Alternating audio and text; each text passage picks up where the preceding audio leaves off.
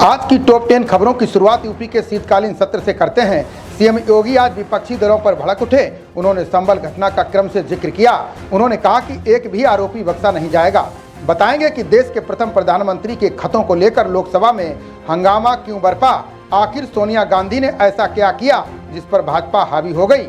बात होगी एक देश एक चुनाव पर, जिसे संभवतः मंगलवार यानी कल पेश किया जा सकता है।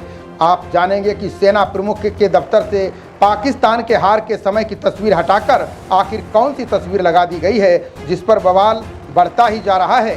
साथ ही अपराध, राजनीति, शिक्षा सहित खेल की बड़ी खबरों से आपको अवगत कराएंगे। अगर आपने अभी तक मेरे न्यूज़ चैनल को सब्सक्राइब नहीं किया है तो जरूर कर लें, ताकि हर खबर समय से आप तक पहुंच सके। पहली खबर यूपी विधानसभा से है। विधानसभा में सीएम योगी ने विपक्षी दल सपा और कांग्रेस पर जमकर निशाना साधा। उन्होंने संभल हिंसा को लेकर कहा कि इस घटना के एक भी आरोपी बख्शे नहीं जाएंगे। उन्होंने कहा कि संभल में 1947 से लेकर अब तक 209 हिंदुओं की निर्मम हत्या की गई। जो लोग आज संभल में मारे गए लोगों के लिए घड़ियालू आंसू बहा रहे हैं, उन्होंने इन हिंदुओं के लिए कभी दो शब्द नहीं कहे। उन्होंने कहा कि संभल हिंसा में शामिल एक भी दोषी नहीं बचेगा। सीएम ने इस दौरान संभल में अब तक हुए दंगों का पूरा इतिहास याद दिलाया। सीएम योगी ने विधानसभा में कहा कि संभल में दंगों का इतिहास 1947 से शुरू होता है। 1948 में 6 लोग मारे गए। 1958 में फिर दंगा होता है। 1962 में, 1976 में 5 लोगों की मौत वहां पर हुई थी। 1978 में 184 हिंदुओं को सामूहिक रूप से जला दिया गया था। विपक्ष उस सच को स्वीकार नहीं करेगा। लगातार कई महीनों तक वहां कर्फ्यू लगा था। 1980 में फिर दंगा हुआ, जिसमें एक की मौत हुई थी। 1982 के दंगों में एक व्यक्ति की मौत हुई। 1986 में 4 लोग मारे गए। इसके अलावा 1990, 1992 में 5 लोग और 1996 में 2 लोग मारे गए। यह सिलसिला लगातार चलता रहा है। सीएम योगी ने कहा कि 1947 से लेकर अब तक 209 हिंदुओं की निर्मम हत्या हुई है। 1978 का जिक्र करते हुए सीएम योगी ने कहा कि एक वैश्य जिसने सबको पैसा उधार दिया था, अगर अगल बगल के हिंदू उनके घर में इकट्ठा होते हैं, इकट्ठा होने के बाद उनको घेर लिया जाता है, वे बोलते हैं कि आप हमें क्यों घेर रहे हैं, तो दंगाइयों ने कहा कि तुम क्योंकि इन्हीं हाथों से पैसे मांगोगे। उनके हाथ काटे जाते हैं, फिर पैर काट दिए जाते हैं, इसके बाद गला रेत कर मार दिया जाता है। ये लोग सौहार्द की बात करते हैं। दूसरी खबर देश के पहले प्रधानमंत्री जवाहरलाल नेहरू के खतों से जुड़ी है, जिसको लेकर सियासत तेज हो गई है। प्रधानमंत्री संग्रहालय और लाइब्रेरी ने राहुल गांधी को एक चिट्ठी लिखी है, जिसमें मांग की गई है कि पंडित नेहरू के निजी पत्र जो सोनिया गांधी ने लिए थे, उन्हें फौरन वापस किया जाए। बताया जा रहा है कि नेहरू के इन खतों को साल 2008 में सोनिया गांधी ने संग्रहालय से मंगवा लिए थे। राहुल को लिखे पत्र में कहा गया है कि वे अगर खतों की ओरिजिनल कॉपी नहीं दे सकते हैं तो इसकी फोटोकॉपी ही भिजवा दें।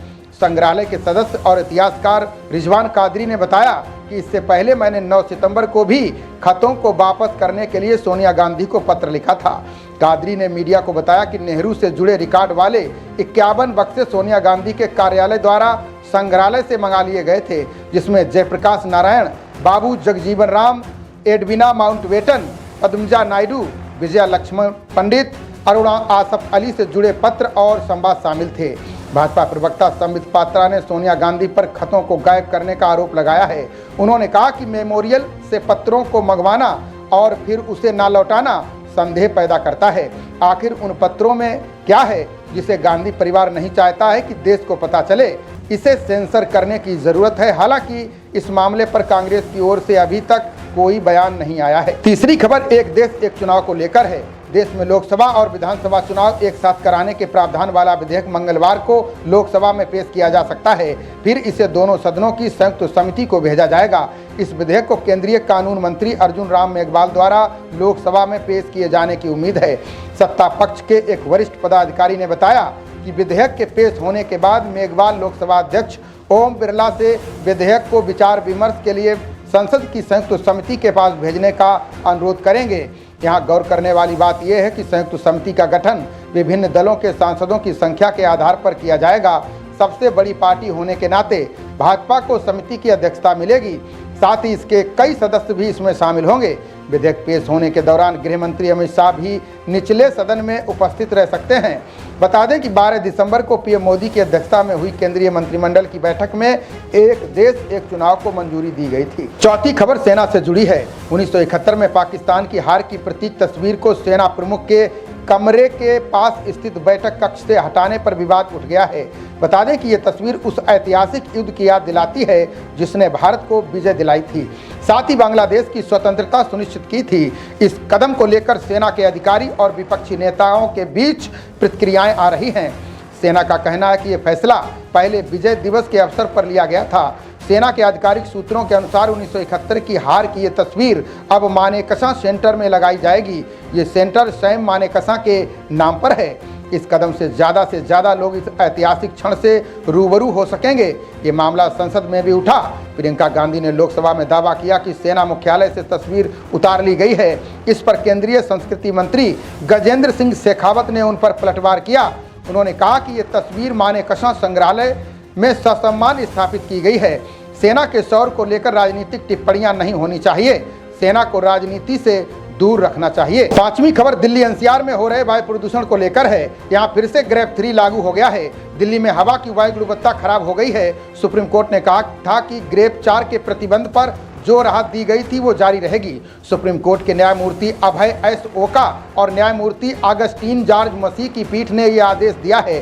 ग्रेप 3 के बाद पूरे एनसीआर में धूल पैदा करने वाले या वायु प्रदूषण फैलाने वाली C&D गतिविधियों पर सख्त प्रतिबंध रहेगा। बोरिंग और ड्रिलिंग कार्यों सहित खुदाई और भराई के लिए मिट्टी के काम पर रोक रहेगी। इसके अलावा पाइलिंग कार्य और सभी बिंदुत्सक कार्य पर रोक जारी रहेगी। ओपन ट्रेंच सिस्टम द्वारा सीवर लाइन, पानी की लाइन, ड्रेनेज और इलेक्ट्रिक केबलिंग आदि बिछाने पर प्रतिबंध रहेगा। प्रमुख वेल्डिंग और गैस कटिंग कार्य पर रोक जारी रहेगी। वहीं MEP कार्यों के लिए छोटी वेल्डिंग गतिविधियों की अनुमति दी जाएगी। BS3 स्टैंडर्ड या इससे नीचे के मीडियम गुड्स व्हीकल अब दिल्ली में नहीं चल सकेंगे। जरूरी सामान लेकर आ रहे MGV को इसमें छूट दी गई है। BS3 और इससे नीचे के मीडियम गुड्स करियर जो दिल्ली के बाहर रजिस्टर्ड हैं उन्हें दिल्ली में नहीं आने दिया जाएगा। जरूरी सामान से जुड़े वाहन इसमें शामिल नहीं होंगे। NCR से आने वाली इंटर स्टेट बसों को दिल्ली में नहीं आने दिया जाएगा। इलेक्ट्रिक बसों, CNG बसों और BS6 डीजल बसों को इसमें छूट दी गई है। साथ ही ऑल इंडिया टूरिस्ट परमिट वाली बसों, टेम्पो ट्रेवलर को भी छूट दी गई है। छठी खबर यूपी के संभल से है। संभल में मिले 46 साल पुराने मंदिर के मामले में बड़ा अपडेट आया है। मंदिर के पास बने कुएं की खुदाई शुरू हुई तो इसमें से मूर्तियों के निकलने का सिलसिला शुरू हो गया। ये सब देखकर हर कोई चौंक पड़ा। अब तक कुएं की 15 से 20 फीट खुदाई हो चुकी है। इस दौरान खंडित मूर्तियां, स्वास्तिक लिखी ईंटें आदि मिली हैं। ऐसे में दावा किए जाने लगा है कि इस कुएं में और भी इतिहास छिपा हो सकता है। खुदाई के दौरान कुएं के अंदर और भी ज़्यादा मूर्तियों के मिलने की संभावना है। वहीं मूर्तियां मिलने के बाद स्थानीय हिंदुओं में गजब का उत्साह है। उन्होंने ढोल मजीरे लेकर पूजा पाठ के साथ भजन कीर्तन शुरू कर दिया है। वहीं मौके पर पुलिस फोर्स को भी तैनात किया गया है। इस बीच संभल DM राजेंद्र पैंसिया ने कहा कि करीब 46 साल बाद खोले गए मंदिर और कूप की कार्बन डेटिंग के लिए ASI को लेटर लिखा गया है। दूसरी ओर पुलिस अधीक्षक कृष्ण कुमार बिश्नोई ने कहा कि मंदिर की सुरक्षा की दृष्टि से पूरे क्षेत्र को CCTV से कवर किया गया है। यहीं पर कंट्रोल रूम भी बनाया जा रहा है जिसमें यहाँ 24 घंटे सुरक्षा व्यवस्था बनी रहे और कोई अराजक तत्व यहाँ ना आ सके। सातवीं खबर राजनीति से है। कांग्रेस सांसद प्रियंका गांधी फिलिस्तीन के प्रति अपना समर्थन दिखाने के लिए एक थैला लेकर संसद पहुंची। इस थैले में फिलिस्तीन लिखा था, साथ ही इसमें तरबूज जैसे फिलिस्तीनी प्रतीक थे जिसे फिलिस्तीनी एकजुटता का प्रतीक माना जाता है। बता दें कि तरबूज फिलिस्तीनी संस्कृति का एक अहम हिस्सा रहा है। फिलिस्तीन के लोगों के साथ एकजुटता दिखाने के लिए अक्सर कटे हुए तरबूज की तस्वीर और इमोजी का इस्तेमाल किया जाता है। दूसरी ओर प्रियंका के इस बैग पर राजनीति भी गर्मा गई है। प्रियंका गांधी के फिलिस्तीन बैग पर बीजेपी नेता और सांसद संबित पात्रा ने निशाना साधा। उन्होंने कहा कि गांधी परिवार हमेशा से ही तुष्टीकरण का बैग ढोता रहा है। चुनावों में उनकी हार का कारण तुष्टीकरण का बैग ही है। हाल ही में नई दिल्ली में फिलिस्तीनी दूतावास के प्रभारी अबेद एलराजेग अबू जाजर ने प्रियंका गांधी से मुलाकात की थी। उन्होंने प्रियंका को वायनाड की चुनावी जीत पर बधाई दी थी। जून में प्रियंका गांधी ने इजराइल के प्रधानमंत्री बेंजामिन नेतन्याहू की आलोचना की थी। उन्होंने गाजा में इजराइल सरकार की कार्रवाई को नरसंहारकारी बताया था। 8वीं खबर बिहार पेपर लीक मामले से जुड़ी है। मामले को लेकर बिहार पुलिस मुख्यालय और आर्थिक अपराध इकाई ने आज संयुक्त प्रेस कॉन्फ्रेंस की।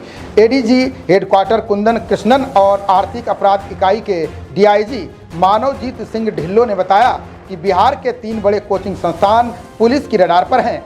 इन्हीं संस्थानों ने बिहार लोक सेवा आयोग की 17वीं प्रारंभिक परीक्षा का प्रश्न पत्र लीक की अफवाह उड़ाने की साजिश रची थी। पुलिस को जांच में इसके सबूत भी मिले हैं। उन्होंने इस संस्थानों पर कड़ी कार्रवाई के संकेत देते हुए कहा कि संचालकों की गिरफ्तारी के लिए जल्द ही वारंट जारी किया जाएगा। अधिकारियों ने साफ किया कि परीक्षा में किसी भी तरह की गड़बड़ी को बर्दाश्त नहीं किया जाएगा। दोषियों को कठोर सजा मिलेगी और कानून के दायरे में सभी आवश्यक कदम उठाए जाएंगे। परीक्षा में गड़बड़ी करने वालों को 10 साल की सजा और उनकी चल अचल संपत्ति जब्त की जाएगी। अभी हाल ही में स्वास्थ्य विभाग की सीएचओ परीक्षा में 12 केंद्रों पर गड़बड़ी पाई गई थी। इनकी संपत्तियां जब्त की जाएंगी। कई आरोपियों के तार दूसरे राज्यों से भी जुड़े हैं। उनका डेटाबेस तैयार किया गया है। परीक्षा में गड़बड़ी रोकने के लिए बिहार में 2005 से ही PMLA एक्ट लागू है। टॉप 10 की 9वीं खबर महंगाई के मोर्चे से है, जहां सरकार ने थोक महंगाई दर के आंकड़े जारी किए हैं, जिसमें भारत का थोक मूल्य सूचकांक 3 महीने के निचले स्तर पर पहुंच गया है। खाद्य वस्तुओं की मुद्रास्फीति अक्टूबर में 2.36% थी, जो अब घटकर नवंबर में 1.89% पर आ गई है। इससे खाद्य वस्तुओं की थोक कीमतें कम होने से थोक महंगाई दर में नरमी आई है। इसमें विशेषकर सब्जियों और प्याज की कीमतों में भारी गिरावट आई है। आंकड़ों के अनुसार रोजाना की जरूरत वाले सामानों की महंगाई दर 8.09% से घटकर 5.49% हो गई है। वहीं खाने पीने की वस्तुओं की महंगाई 11.59% से घटकर 8.92% रह गई है। रोजमर्रा और खाने पीने की वस्तुओं के सस्ते होने से जहां लोगों को थोड़ी राहत मिली है, वहीं मैन्युफैक्चरिंग प्रोडक्ट्स की थोक महंगाई दर 1.50 से बढ़कर 2% तक पहुंच गई है। बता दें कि महंगाई का घटना बढ़ना सामान की डिमांड और सप्लाई पर निर्भर करता है। अगर लोगों के पास पैसे ज़्यादा होंगे तो वे ज़्यादा चीज़ें खरीदेंगे। ज़्यादा चीज़ें खरीदने से डिमांड बढ़ेगी और उसके मुताबिक सप्लाई नहीं होने पर वस्तुओं की कीमतों में बढ़ोतरी होती है। 10वीं यानी आखिरी खबर खेल से जुड़ी है, जिसमें ऑस्ट्रेलिया दौरे पर गई भारतीय टीम पर फॉलो ऑन का खतरा मंडराने लगा है। ब्रिस्बेन के गावा में तीसरे टेस्ट में टॉस हारकर ऑस्ट्रेलिया ने पहली पारी में 445 रन बनाए, जिसके जवाब में भारत का टॉप ऑर्डर बुरी तरह से फेल हो गया। वर्षा प्रभावित मैच में भारतीय बल्लेबाज ऑस्ट्रेलियाई आक्रमण का सामना करने में असमर्थ रहे। मैच के तीसरे दिन भारतीय टीम 51 रन पर 4 विकेट गंवाकर संकट में फंस गई है। स्टंप के समय लोकेश राहुल 33 रन बनाकर खेल रहे हैं, जबकि दूसरे छोर पर कप्तान रोहित शर्मा हैं, जिन्होंने अभी खाता नहीं खोला है। अब भारत भी ऑस्ट्रेलिया से 394 रन से पीछे है, जबकि उसके सिर्फ 6 विकेट शेष हैं। ऑस्ट्रेलिया के बड़े स्कोर के जवाब में भारत की शुरुआत बेहद खराब रही। स्टार्क ने दूसरी ही गेंद पर यशस्वी जायसवाल को 4 रन के स्कोर पर मार्श के हाथों कैच कराया। अगले ही ओवर में स्टार्क ने गिल को 1 रन के स्कोर पर आउट कर भारत को दूसरा झटका दिया, जबकि हेजलवुड ने कोहली को 3 रन पर आउट किया। लंच के बाद कप्तान कमिंस ने ऋषभ पंत का बड़ा विकेट चटकाकर भारत की हालत और खराब कर दी है। टॉप 10 खबरों का बुलेटिन लगातार जारी रहेगा। देखते रहिए जनप्रवाद।